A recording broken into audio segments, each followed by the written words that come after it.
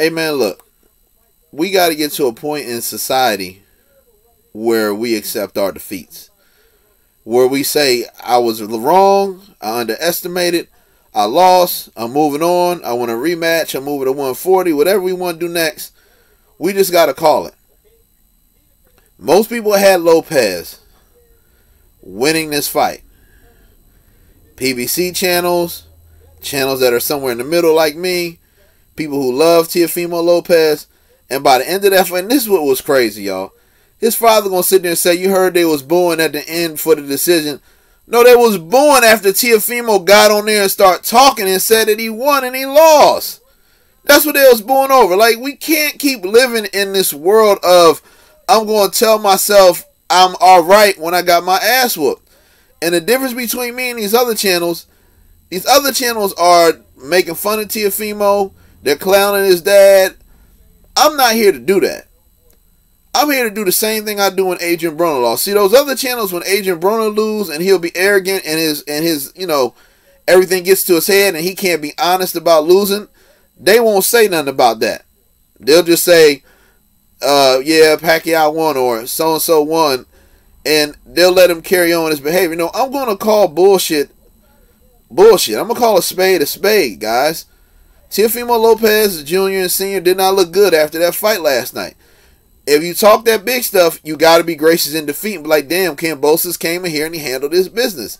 And y'all see in my post-fight video, it wasn't that sophisticated. Teofimo Lopez looked out of shape. Some people says he needs to change trainers. I'm not trying to say he needs to leave his pops. He doesn't need to leave his pops. But his pops has to be realistic with him. His pops has to be honest with him. His pops can't keep telling him, and I thought his pops gave some good instructions some rounds, but there was some rounds where you got to tell him, like, yo, like in the 10th, you got him hurt. There was so many times I'm screaming at the top of my lungs, you got this dude hurt, Lopez. Why are you not finishing? And Kambosos, when he gets hurt, the difference is he'll swing way harder. He'll fight back. Lopez will take a couple good shots and be like, I'm good. He was more worried about getting countered than winning. And that's why he lost. It's that simple.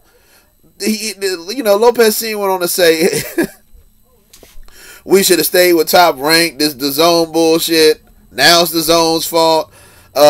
It's the industry. And it's just like, look, man, you got your ass whooped. It don't get no more sophisticated than that. I like you. I like your son. I think you're a great trainer. You can still have a good career. But you got your ass whooped. Wake up and smell coffee and get better and stop trying to say stuff to make yourself feel better, because that's usually when it goes worse for people, is when they keep trying to tell themselves things and it's not true. He said he thought that this was even more fun. He said in a interview, and I want y'all to look it up, Senior says, oh, you got to give it 10 rounds or 2 for my son. Then he was like, at least 9 rounds or 3. Well, the most you could give it was 8 rounds to 4. I'm just like, what? When have you ever seen anybody who's confident to win a fight say 10 rounds to 2, 7 rounds to 3, 8 rounds to 4, this round to that round? It's like, dog, you don't even know how many rounds your son won, and you sitting there acting like he got robbed. So I had it close round 7 because Teofimo started to come back a little. But then in them 11th and 12th rounds and some of the other rounds, Kambosos didn't quit. He kept coming back. Lopez quit. And y'all can give me your opinion what y'all think about the 114-113 scoreboard. Or scorecard, I'm sorry. At the end of the day, like Teofimo said last night, I'm going to be fair down the middle. If you look bad and you lost, you look bad and you lost. We all told Lomachenko he had to get over it. We all have heard all other fighters before who said they didn't lose and they lost. Now we got to tell Teofimo you lost, but it ain't the end of your career, bro. And all these young fighters are put up on this mountain. Him, Ryan Garcia, Devin Haney. And this is another thing. I'm going to close with this. Devin Haney was talking last night. I know he was joking. I love Devin Haney. Shout out to you, bro. Salam and all. But, hey, man, you better be ready for Jojo Diaz. I'm going to say that again. You better be ready for Jojo Diaz. Jojo Diaz is no effing joke, man. That kid can fight. He don't play around. So now it's all smiles and laughs in his social media now. It could be you next week. prepare for JoJo Diaz like he's a top contender, because the dude can fight.